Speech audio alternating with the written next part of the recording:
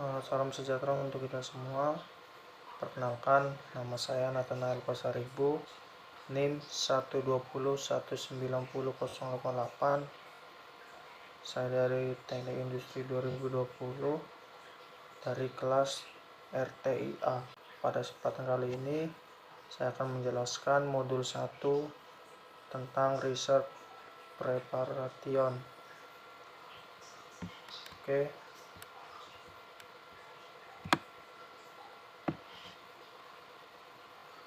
Di dalam modul 1 ini yaitu Research Preparation itu terdapat founding, research design, dan research data and management. Founding atau pendanaan. Founding atau pendanaan, cara mengamankan dana saat melakukan penelitian, yaitu dengan cara beasiswa atau hibah penelitian. Hibah penelitian adalah pemberian dalam bentuk dana yang diberikan oleh donatur untuk dialokasikan kepada pihak lain untuk dapat menyelenggarakan kewajiban penelitian seperti menyusun proposal dan melaksanakan penelitian.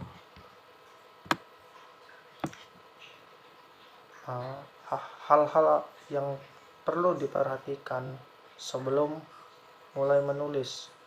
Yang pertama ada mengetahui aliran pendanaan yang akan ditarget. Yang kedua, baca catatan panduan khusus. Yang ketiga, memenuhi kriteria kelayakan. Yang keempat, minta saran dari kolega atau spesialis. Kelima, pahami proses penilaian dan tulis sesuai dengan pemikiran. Yang terakhir, kumpulkan tim yang kuat dan pilih kolaborator dengan hati-hati.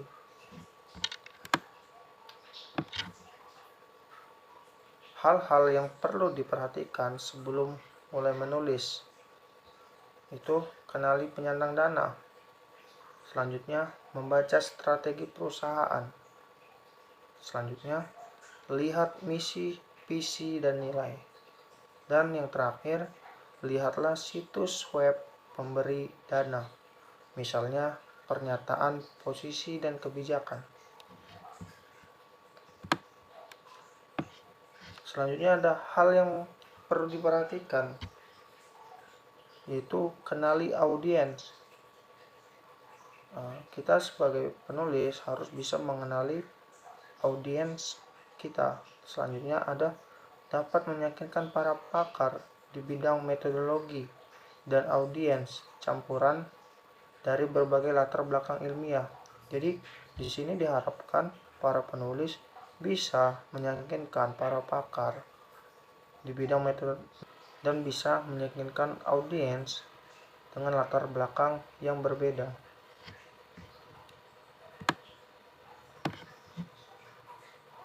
Dan selanjutnya itu ada hal-hal yang perlu diperhatikan juga oleh penulis sebelum dikirim, yaitu edit, koreksi, dan pastikan lengkap. Selanjutnya ada pastikan mengirimkan versi bersih. Sertakan semua dokumentasi pendukung terkait. Lanjut ada waspadai tenggat waktu di mana Anda meminta masukan dari orang lain. Lalu ada luangkan waktu untuk mendiskusikan dan menyelesaikan bagian anggaran.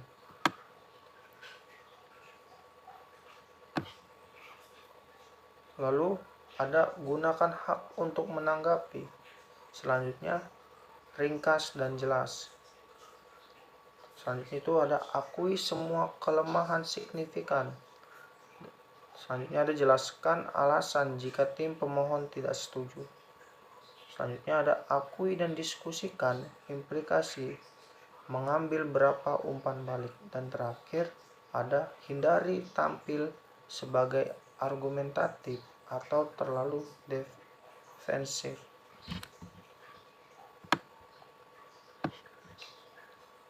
Lalu ada hal yang dicari pemeriksa atau pengulas beasiswa.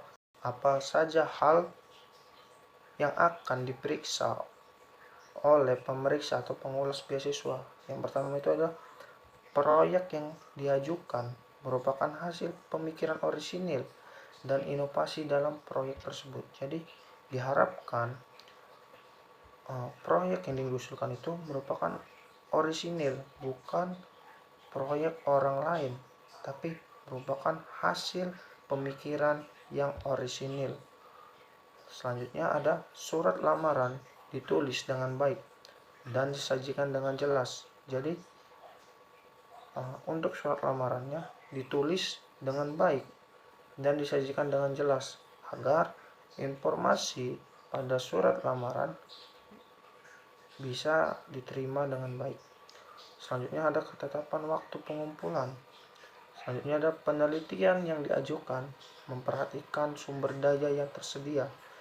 Jadi diharapkan penelitiannya memperhatikan sumber daya yang tersedia. Selanjutnya yang terakhir ada kandidat memiliki visi yang jelas tentang kemajuan karirnya.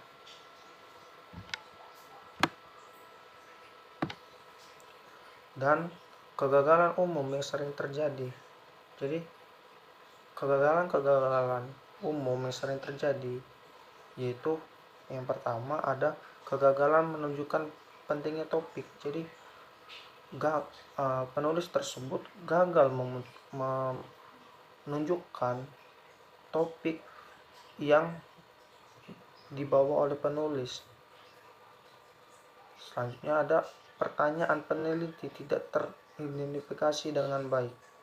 Selanjutnya ada studi yang dirancang tidak menjawab pertanyaan peneliti. Jadi studi yang dirancang itu tidak menjawab pertanyaan dari peneliti, masih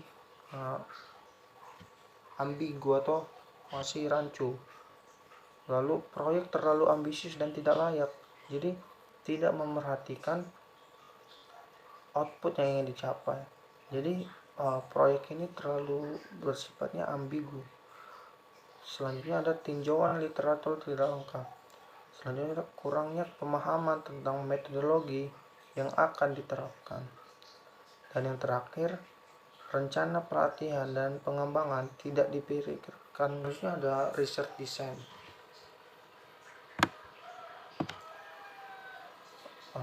Mengapa research design dalam penelitian itu penting? Itu ada 3 alasannya. Yang pertama, terobosan dan penemuan. Dan yang kedua, tantangan global. Yang terakhir, yang ketiga, keunggulan penelitian. Ada 9 langkah mengidentifikasi research GAP atau kesenjangan penelitian. Kesenjangan penelitian adalah masalah yang belum ditangani atau dijawab dalam penelitian sebelumnya.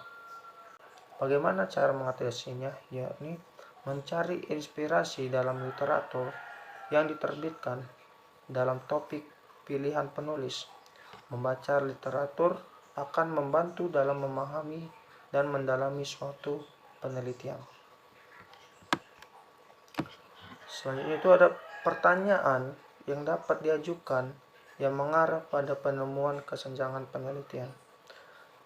Apa pentingnya penelitian bagi pekerja atau bidang yang luas?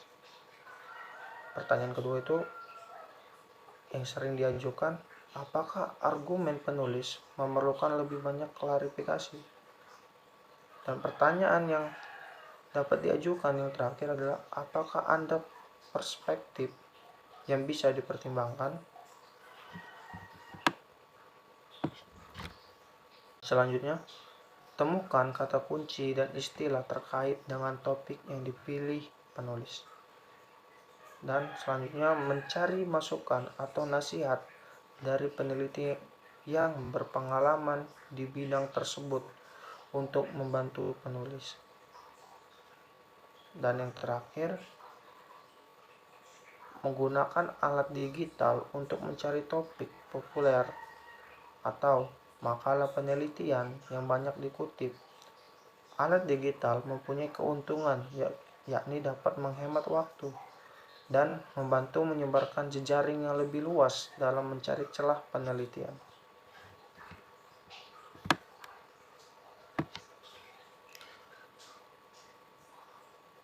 Selanjutnya masih dalam 9 langkah mengidentifikasi research GAP, kesenjangan penelitian, itu periksa situs web, jurnal yang berpengaruh sebagai referensi. Selanjutnya ada catat pertanyaan yang terlintas di benak Anda saat membaca literatur yang diterbitkan. Petakan pertanyaan untuk membantu menghindari plagiarisme yang tidak disengaja. Selanjutnya, teliti pada setiap pertanyaan dan waspadai kesenjangan literatur ekspresi yang sering menunjukkan kesenjangan.